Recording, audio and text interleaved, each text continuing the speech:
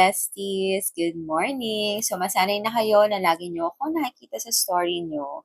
Pero na lang kung i-unfriend nyo ko, ha? Kayo na bahala dun. So, morning chika muna tayo. Okay, sorry.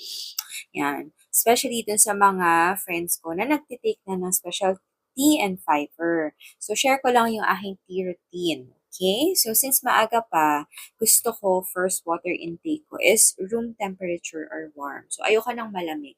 Kaya yung ating specialty, kumukuha ako ng konti.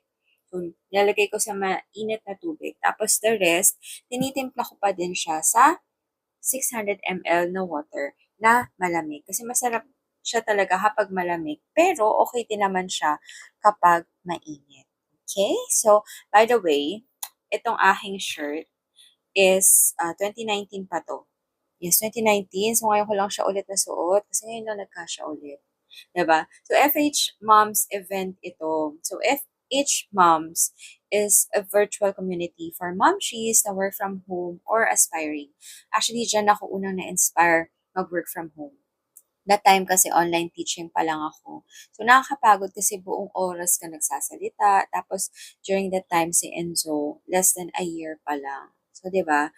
So, yung event na yon sa Canva office sa Makati, kasi talagang tie-up sila. Grabe, sobrang ganda ng environment. Yung office mismo, maganda. So, if you want to check the careers ng Canva, go on. Kasi ang ganda ng working place nila doon.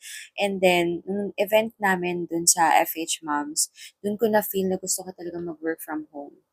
Fun fact, may souvenir ako nabili na hindi ko alam na may kasamang free graphic design. Konti lang, mga 5 or less than 10 kami na nagkaroon ng free online course during that time. So, isa ako sa mga nakakuha ng graphic design course. So, doon na nag-start lahat. Like, 2020 up until now, work from home na ako. So, shout out kay Mami MK at kay Mami Katie. Sila yung mga mentors ko during that time. Kaya, moms or anyone na naghahanap ng change, find a community that helps you grow and pushes you to be better. Mapa-work from home pa yan, o mapa-weight loss community, spiritual growth community, find the right one.